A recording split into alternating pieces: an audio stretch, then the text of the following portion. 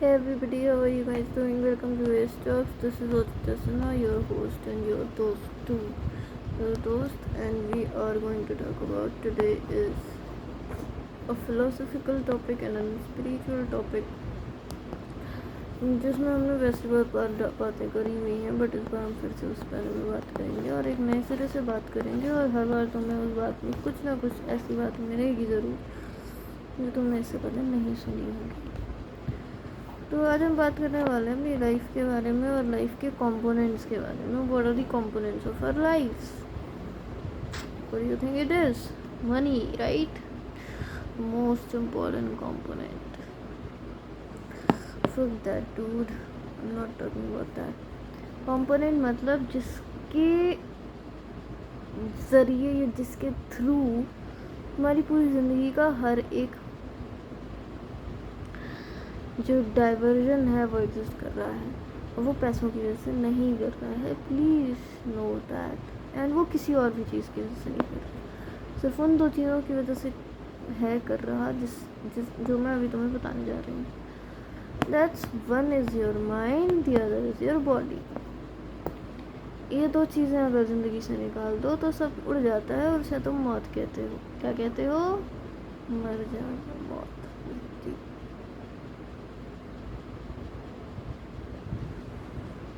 और जिसके बारे में बात करना बिल्कुल पसंद नहीं है। बात तो करना ही मत, वरना मौत आ जाएगी। बात करने में मौत आ जाती है। तो सिर्फ ऐसे पागल बैठे हैं यहाँ पे कि बात भी नहीं करनी इनको, पर मरना तुमने वैसे भी है, सीधे मर ही जाना है तुमने, बात नहीं करनी इस बारे में। तो बहुत बेकार सा आइडिया है कि बात मत करो इस बारे में कोई भी। पता नहीं कैसे तुम जिंदा हो बिना इस बारे में बात किए हुए। तुम्हें डर नहीं लगता?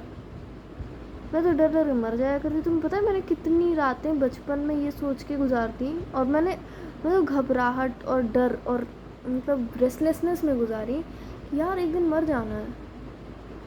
इतना डर लगता था कि मुझे रात रात में नींद नहीं आती थी। And I am not talking about this age, मैं अपने बचपन की बात कर रही हूँ, 6, 7, 8 साल की उम्र की बात कर रही हूँ।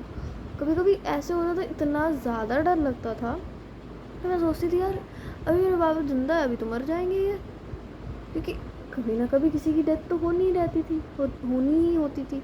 अब कोई की खबर मिली, अब सदमा लग जाए मुझे, यार ये तो बड़ा अजीब सा वो है कि मतलब किसी ने परमानेंटली यहाँ रहना ही नहीं है, कब कौन टपक जाए इसका कोई ठिकाना ही नहीं है। कैसी ज़िंदगी है अजीब सी, बेकार सी। और सिर्फ रात में ही घबराहट होती थी कि रात में अंधेरा होता था ना, और डर लगने वाली चीज़ें तो रात ही को होती हैं। दिन में जैसी दिन सुबह हुई, खेलने निकल गए, कूदने निकल गए, भाग गए, दौड़ गए, बस बात भूल गए। फिर रात किसी दिन हुई, फिर वो चीज़ें याद आ गई, फिर वो चीज़ें आने लग गई। तो यार मेरे साथ तो बहुत होता था। आप पता नहीं कैसे निश्चिंता से सो रहे होते हो। मैं अब निश्चिंता से सो जाती हूँ, क्योंकि अब मुझे पता है कि हाँ भाई मरना है, इसका हम कुछ कर नहीं सकते। पर आपको तो पता भी नहीं है, आपने उस बारे में कभी थॉट भी नहीं दिया, और फिर भी आप मज़े में सो रहे हो, और किसी दिन वैसे ही निकल भी लोगे बगैर ये जाने कि मरना जीना है क्यों, ये कॉन्सेप्ट्स क्या हैं, ये प्रिंसिपल्स क्या हैं, ये किस बेसिस पे काम कर रहे हैं, क्यों कर रहे हैं, इनफैक्ट क्या है इनके पीछे का रहस्य। एंड ऑनेस्टली मरने के पीछे का कोई रहस्य नहीं है, दूसरी दुनिया नहीं है कोई जहाँ पे आप जाने वाले हो। जो ये बेकार से बेबुनियादी हेल एंड हेवन के कॉन्सेप्ट्स हैं, उस बारे में नहीं बात करी मैं, कि वो कोई दुनिया है जहाँ जाके आसमान में तारे बन जाएंगे हम। वो देखो तुम्हारे मम्मी वो वाली तारे हैं, वो डैडी वो वाला तारा है, वो दादी है, वो मामा है, वो काका है, वो फूफा है, वो जीजा है, ताऊ हैं। ये सब नहीं बात कर रही, फंडामेंटल कॉन्सेप्ट्स जानने की बात कर रही हूँ।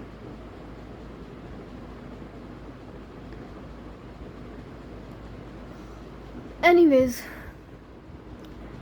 तो फ़िलहाल डेथ के बारे में नहीं बात करते हैं हम, फ़िलहाल लाइफ के बारे में बात करते हैं, क्योंकि वैसे भी that's not our topic today. तो हम बात कर रहे थे कि माइंड एंड बॉडी का जो ये कॉम्प्लेक्स है, हमारी पूरी लाइफ का सिर्फ यही 1-2 कंपोनेंट है। इसके अलावा हमारी लाइफ के कुछ भी कंपोनेंट नहीं होते। अगर इनमें से एक को भी निकाल दो तो तुम्हारी लाइफ का एग्जिस्टेंस का कोई रीज़न या कोई मतलब या कोई रैशनल मोटिव नहीं रह जाएगा। तो इनमें से किसी भी एक के बगैर आप काम नहीं कर सकते। करेक्ट। अब इनका क्या जानकर क्या करें, ये जानकर क्या करें एग्जैक्टली, क्या आप क्यों बता रहे हो ये बात हमें? इसलिए बता रही हूँ क्योंकि आगे की बातें सुनोगे तो समझ में आएगा कि अगर ये दोनों चीज़ें हमारी ज़िंदगी का हिस्सा हैं और यही जो दोनों मेन कंपोनेंट्स हैं हमारे, तो क्या इन्हीं में हमें उलझ के रहना है, मर जाना है, खप जाना है, या इनके बाहर भी कुछ चीज़ है जिसके बारे में हम थोड़ा सा सोच सकते हैं? We can give it a thought, we can think about that, we can have a feeling for that, we can have little bit of consciousness about that.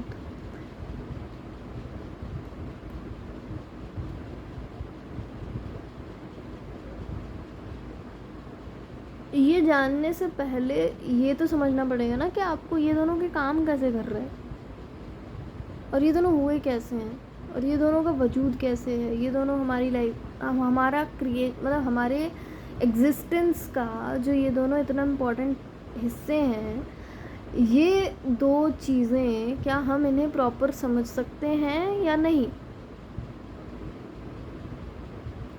या हमने अपनी लाइफ में जो कंपोनेंट्स बना रखे हैं वो ये हैं कि 10 से 12 साल तक की, आई मीन 12th क्लास बोलूँ और उम्र अगर 17-18 बोलूँ तो इतने उम्र तक स्कूल करना है, इसके बाद 3-4 साल कॉलेज करना है, फिर 2-3 महीने की ट्रेनिंग, एंड देन फाइनली नौकरी, देन शादी करनी है, देन 2-4 बच्चे पैदा करने हैं, फिर एक बीमारी पकड़नी है और मर जाना है। हमारी ज़िंदगी का नॉर्मल कंपोनेंट ये है। पर सिंस एक दार्शनिक दृष्टिकोण अपनाकर, एक आध्यात्मिक दृष्टिकोण अपनाने के कारणवश मुझे ये ही कंपोनेंट्स नहीं दिखते सिर्फ, जो इसके अलावा दूसरे कंपोनेंट्स भी दिखते हैं, और जो बेसिक एंड फंडामेंटल है वो वाले दिख जाते हैं अनफॉर्चुनेटली। तो उस बारे में थोड़ी सी अवेयरनेस आपको देना चाहती हूँ। एंड शुरुआत हम अगर शरीर से करें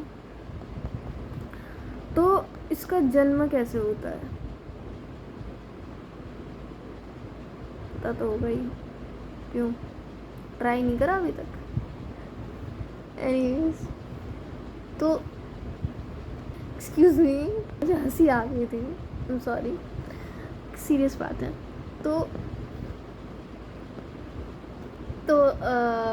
तो हम क्या बात कर रहे थे, शरीर कैसे हुआ है?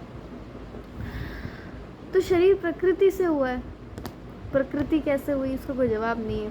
प्रकृति अपने आप स्वयं से है, वैसे तो इसका ब्रह्म तत्व से लेना कनेक्शन है, बट आप सिंस वो नहीं समझ सकते हैं फ़िलहाल, तो हम यहीं पर ही रहते हैं। प्रकृति है, मतलब जैसे भी शरीर का जन्म प्रकृति ने कराया है। जन्म तो हमारे मन का भी प्रकृति की ही देन है,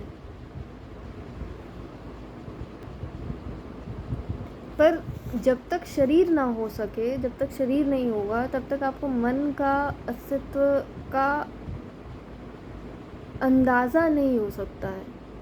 तो पहले ये ज़रूरी है कि एक शरीर का जन्म हो, फिर उसमें जब मन की आपको एक्टिविटीज़ दिखेंगी, तो आपको क्या लगता है जो भी हमारी एक्टिविटी होती है वो कौन कर रहा होता है actually? Is that your body और is that your mind? What do you think?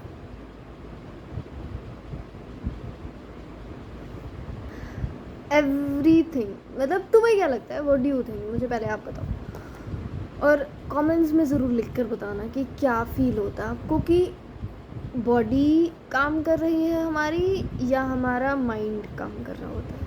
और हर चीज़ के लिए कौन कॉन्शियस है हमारी सारी फीलिंग्स को लेकर? किसे पता है कि तुम्हें भूख लगी है, कि तुम्हें प्यास लगी है, कि तुम्हें पॉटी सुसु जाना है, कि तुम्हें किसी दोस्त से मिलना है, कि तुम्हें आइसक्रीम खानी है, कि तुम्हें अब सो जाना है, ये किसकी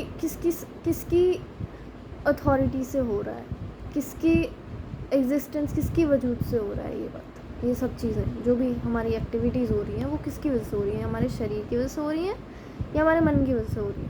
किस चीज़ की वजह से हो रही है? What do you think?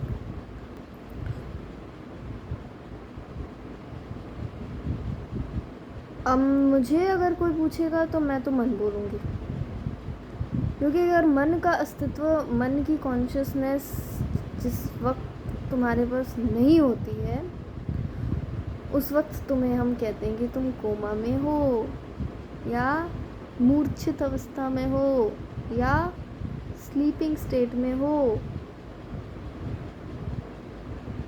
या तुम्हें होश नहीं है। क्योंकि भूख प्यास तुम्हारे शरीर को ज़रूर लगती है, पर उसका एहसास या उसका जो अंदाज़ा लगता है वो तुम्हारे मन को लगता है। अब आपके विज्ञान ने, आपके साइंस ने, वो मेरा पहले था, अब नहीं रहा। मतलब although I love physical sciences और मुझे मेरे फेवरेट सब्जेक्ट्स रहे हैं, but now since I have changed my stream, so I've got some other major subjects in my list. So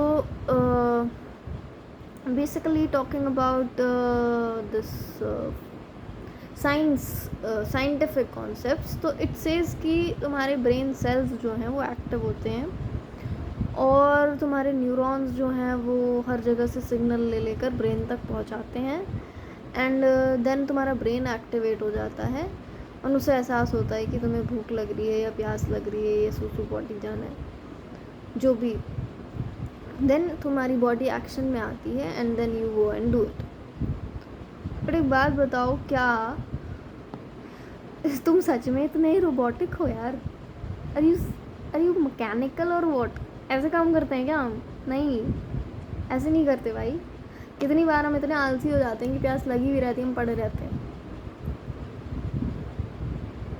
हैं कि नहीं रहते हैं? तो अल्टीमेटली जो एक्शन लेता है वो कौन है? ना तो तुम्हारे ब्रेन सेल्स हैं, ना तो तुम्हारी बॉडी है, ना तुम्हारा सिस्टम है। एक्चुअल में जो तुम्हारा काम कर रहा है ना, that's your mind and not your brain. Brain is a physical organ, that's the instrument which is used by your mind to act, to present itself, to behave, right? So I hope this is understood and clear. So what is actually working or functioning in our existence is primarily our mind, not the body. Body is the instrument, brain is the instrument, your entire physical existence is an instrument through which your mind acts. And all the drama and all the play of life is being handled by your mind and nothing else. दरअसल शरीर का जन्म ही इसीलिए होता है कि मन को एक अस्तित्व मिल पाए। अब तुम कहोगे कि कई लोग तो ऐसे भी पैदा होते हैं जो फिज़िकल डिफ़ॉर्मिटीज़ के साथ पैदा होते हैं, तो एब्सोल्युटली राइट। तो फिर वो कहाँ उनका शरीर ढंग से काम कर पाता है? ये शरीर, देखो, मन, मेरे कहने का मतलब कि शरीर ढंग का होना चाहिए, ये तो है, मन के सही ढंग से काम करने के लिए। तो जो डिफ़ॉर्मिटीज़ के साथ पैदा होते हैं या जिनकी बॉडीज़ डिफेक्टिव होती हैं बाय बर्थ, उनका माइंड भी कहाँ फंक्शन कर पाता है? तो ऐसा नहीं है कि body is not important, as I said कि इट्स द इंस्ट्रूमेंट। तो अगर वो नहीं होगी तो नहीं, ऐसा नहीं है कि मन काम कर सकता है।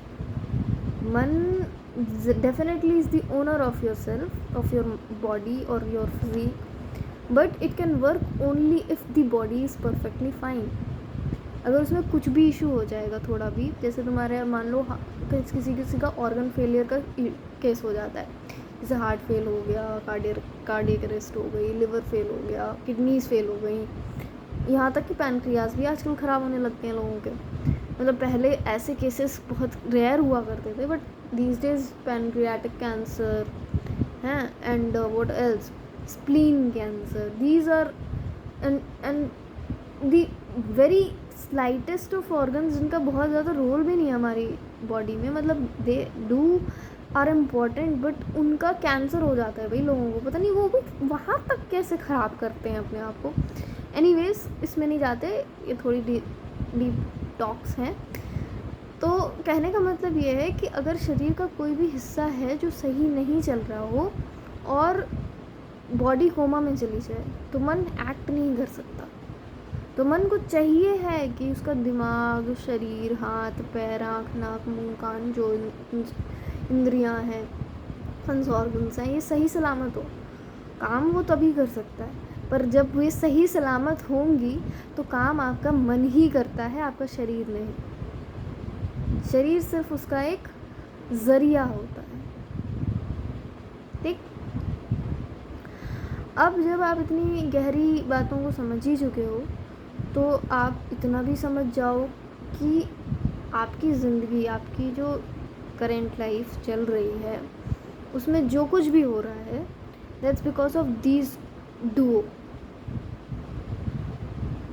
ठीक है, इन दोनों की जुगलबंदी ने ही तुम्हारी ज़िंदगी में सारे रायते फैला रखे हैं। अगर ये दो ना हो तो तुम्हारी ज़िंदगी मस्त, दिक्कत ये है कि तो ज़िंदगी रह नहीं जाएगी पर इन्हीं दोनों ने कर रखा है। तो अब क्या करें, इनके बगैर भी जिया ना जाए, इनके साथ जिया ना जाए, करे तो करे क्या। तो करें ये कि इन दोनों को इतने डीपली हम समझ लें, इनकी फंक्शनिंग, इनके मैकेनिक्स को इतना अच्छे से समझ लें कि इनको हम कंट्रोल करें और ये हमें नहीं। राइट। अब जैसे गाड़ी होती है, जब हम नई नई गाड़ी खरीदते हैं तो हम क्या करते हैं, सबसे पहले ड्राइविंग सीखते हैं। राइट, यही करते हैं ना हम सबसे पहले जाके। ऐसा थोड़ी है कि उठते हैं और मतलब गाड़ी खरीदी और ये घुमा दी और उड़ा दी, करते हैं क्या? ऐसा नहीं करते ना। तो पहले हम ड्राइविंग सीखते हैं, पहले हम ट्रेनिंग लेते हैं कि कैसे चलानी है, कब ब्रेक लगाना है, कब एक्सेलरेटर दबाना है, कब क्लच दबाना है, कब स्पीड्स कंट्रोल करनी है, कैसे गियर बदलने हैं, हर एक चीज़, कैसे बैक करना है, पार्क कैसे करना है। सबसे इम्पोर्टेंट चीज़ भाई ट्रेनिंग में सबसे पहले शायद यही सिखाते हैं, पार्किंग कैसे करनी है तुम्हें, गाड़ी आगे पीछे कैसे करनी है, गाड़ी का टर्न कैसे करोगे, किसी को ओवरटेक करना वो तो बहुत लास्ट में। अभी तो तुम्हें पहले ये लेन में कैसे चलनी है, लेन चेंज कैसे करनी है, वही यू टर्न कैसे लेना है, एक एक चीज़ सिखाते हैं ट्रेनिंग में। तो जब एक गाड़ी सी चीज़ चलाने के लिए तुम इतनी लंबी चौड़ी ट्रेनिंग ले रहे हो, तो जो इतनी कीमती चीज़ तुम्हें मिली है, जिसे तुम खुद अपना आप कह रहे हो, तुम स्वयं कह रहे हो, उसको चलाने का कोई ढंग नहीं है क्या? है वो जैसे मर्जी वैसे घसीटने की चीज़ है क्या?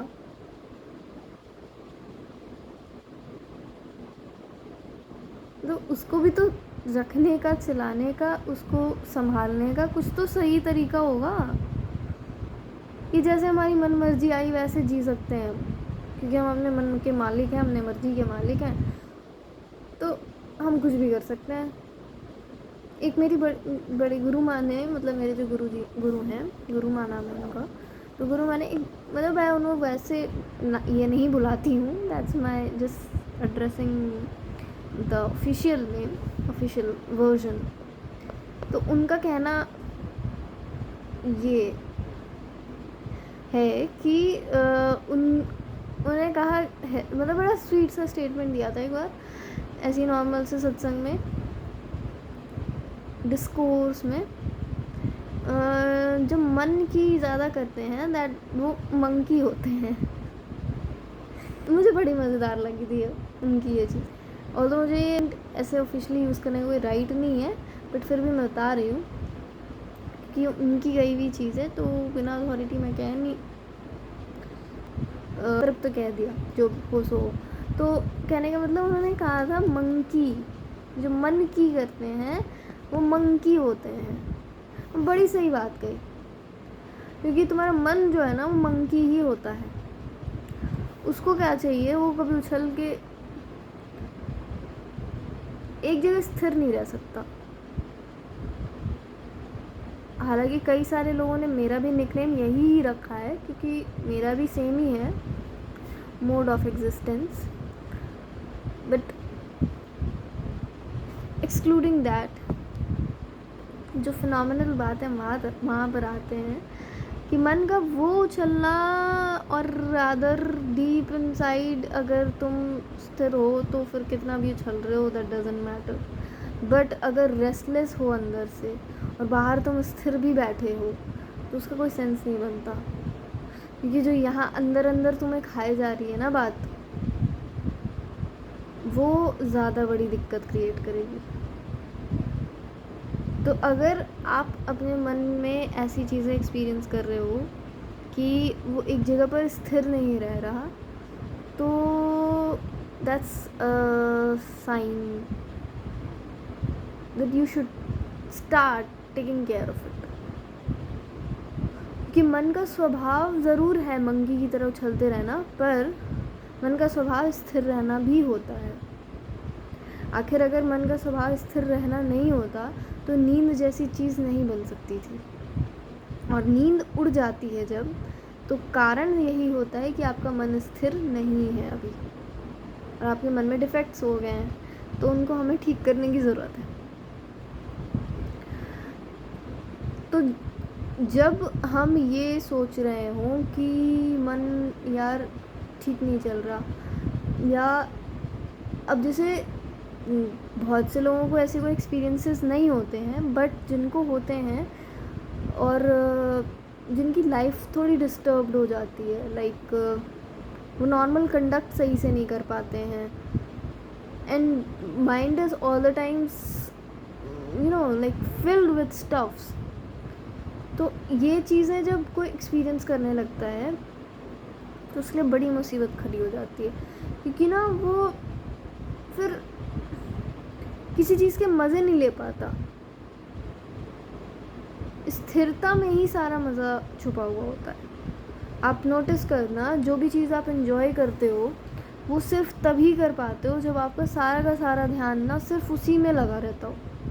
अगर आपका ध्यान किसी दूसरी चीज़ में लगा हुआ हो तो आप चाहे कितनी भी कोशिश कर लो, आप अपनी फेवरेट चीज़ को भी मन से नहीं उसके मज़े नहीं ले पाओगे,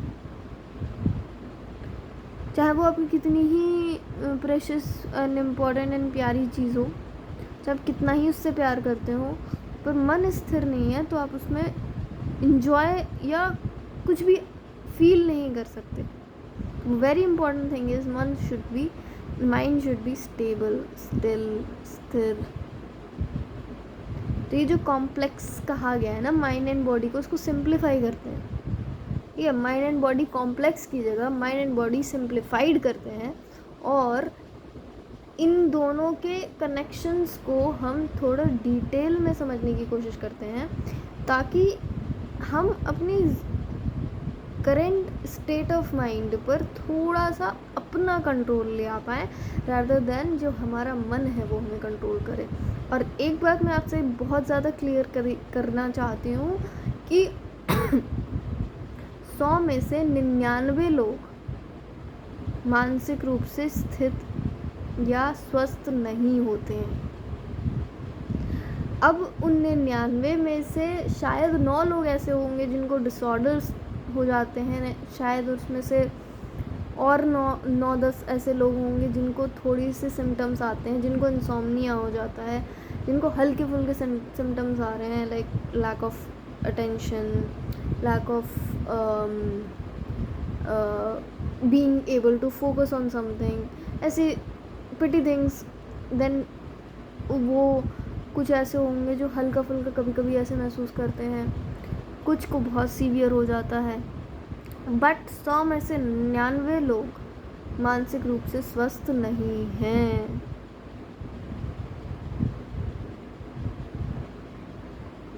ये मैं सिर्फ इसलिए नहीं कह रही हूँ क्योंकि मुझे अपना चैनल प्रमोट करना है, ये मैं आपसे इसलिए कह रही हूँ क्योंकि ये एक फंडामेंटल फैक्ट है। आप उन 1% लोगों में हो कि नहीं, वो आप खुद से देख लो। और एक और चीज़ बताना चाहती हूँ कि जब तक इन 2 चीज़ों को ढंग से नहीं समझते हैं हम, तो एक वक्त, आज नहीं, कल नहीं, परसों, कभी ना कभी एक ऐसी सिचुएशन क्रिएट हो ही जाएंगी कि जब आप इन दोनों पे से अपना काबू खो दोगे। और ये कोई चेतावनी या कोई धमकी या कोई टेरिफिक स्टेटमेंट नहीं है कि आप डर के मारे बैठ जाओ। ये बस एक जेन्युइन सा, एक जनरल सा फैक्ट है कि देखो, ज़िंदगी कुछ ऐसी होती है ना हमारी, कि इसमें आज नहीं तो कल कुछ ऐसा हो ही जाना है कि जिससे हमारा मन व्याकुल हो जाएगा, क्योंकि कुछ ना कुछ इसमें से खो जाएगा, कुछ ना कुछ इसमें से दूर हो जाएगा, कुछ ना कुछ इसमें से हमसे छूट जाएगा। वक्त बदलता है, ज़िंदगी बदल जाती है। अब कुछ लोगों के पास ऐसे ज़रिए होते हैं जिनसे वो अपना मन बहला सकते हैं, तो वो लोगों की परेशानियाँ लोगों के साथ नहीं सामने आ पाती हैं। वहीं ऑन कॉन्ट्रेरी कुछ लोगों के पास सब कुछ हो एंड स्टिल अपने मन को वो नहीं संभाल पाते हैं, एंड उनकी भी कहानियाँ फिर आपके सामने आ जाती हैं। तो जानना बस इतना सा है आपको कि ये हमारे काबू में नहीं होता।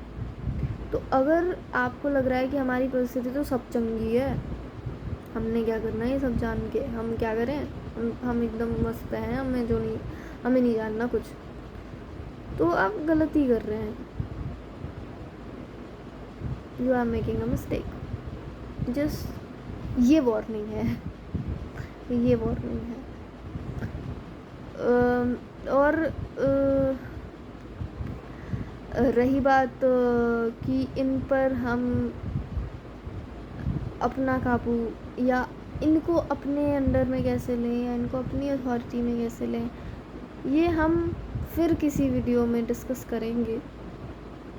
और मैं पूरी कोशिश करूँगी कि वो फिर वाला वीडियो आपको एक कंसिस्टेंट फॉर्म में, कंसिस्टेंट फ्रीक्वेंसी में अवेलेबल हो और आपको मिलते रहें, क्योंकि अभी कुछ टाइम से ऐसे हो जा रहा है कि मैं बहुत ज़्यादा टाइम नहीं कर पा रही हूँ, निकाल पा रही हूँ, बट आई प्रॉमिस यू कि मैं इसे मिस नहीं होने दूँगी। And if you like the videos and if you really appreciate, or even if you have slightest of feelings कि हाँ भाई कुछ ना कुछ तो सही ही बोल रही है, तो मैं आपको डिसअपॉइंट नहीं करूँगी, इतना तो बता ही दे रही हूँ।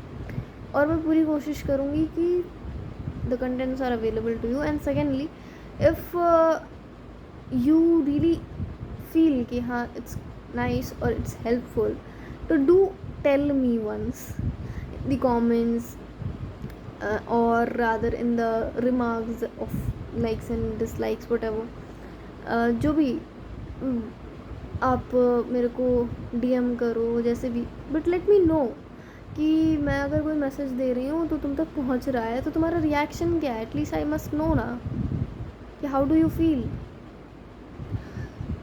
तो help me know that and share some feedback and let me know how do you feel, and if you have some questions or if you want me any sort of answers from my side, you can always comment and ask me, you can always DM, you can always connect on the mails in whatever forms you want, in Instagram almost most of the subscribers क्योंकि अभी 10 ही हैं तो सारे DM कर सकते हो, Instagram से ही मिला होगा इस पेज का कंटेंट आपको, तो go ahead and forward me the feedbacks, and I'll definitely continue this video in the coming 2-3 weeks, and I'll explain every single details about the same. And I wish कि ये video, this was of some help, and it will help you to understand more about yourself and more about your life and more about things going around you. तब तक के लिए अपना ख्याल रखिए और खूब अच्छे से रहिए। बारिश का मौसम है, सावधान भी रहिए और उसमें आनंद भी कीजिए, आनंद भी लीजिए, मज़े लीजिए, क्योंकि बारिश का सीज़न सबसे सुंदर सीज़न होता है देखा जाए तो। पर ये सबके हिस्से में भी नहीं आती इसकी खूबसूरती। अब देखो, दुनिया में हर चीज़ के दो पहलू हैं ना भाई, और किसी के हिस्से में दोनों चीज़ें नहीं आती। किसी के हिस्से में कुछ आता है, किसी के हिस्से में कुछ आता है। तो आपके हिस्से में जो भी है प्रकृति की चीज़ है, तो थोड़ी खुशी तो आपको ज़रूरी होगी, चाहे आपके लिए वो एक टफ सिचुएशन भी क्यों ना आ रही हो। बट कोशिश कीजिएगा कि आप इसको एंजॉय करो, क्योंकि प्राकृतिक चीज़ें जो भी होती हैं ना, अगर उनसे कुछ नुकसान भी हो रहा होता है तो समझना वो एक समय तक, पहले तो वो हमारे खुद के कारण से हो रहा होता है कि हमने ही छेड़छाड़ कुछ ना कुछ करी होती है, जिसकी वजह से ये हमारे ऊपर इसकी एडवर्स इफ़ेक्ट्स होते हैं। एंड दूसरी चीज़ की, अगर वो प्राकृतिक है और प्राकृतिक रीजंस की वजह से क्रिएट हुआ है, तो वो फिर उन्हीं रीजंस की वजह से वो सॉर्ट आउट भी हो जाएगा। तो इसलिए चिंता मत करो, मस्त रहो, मगन रहो, ज़िंदगी मज़े में जियो। तब तक के लिए आपको शब्बा खैर, शुभ रात्रि, मीठे सपने। बचपन में बोला करते थे हम ये, शब्बा खैर, शुभ रात्रि, मीठे सपने, स्वीट ड्रीम्स को बोलते हैं।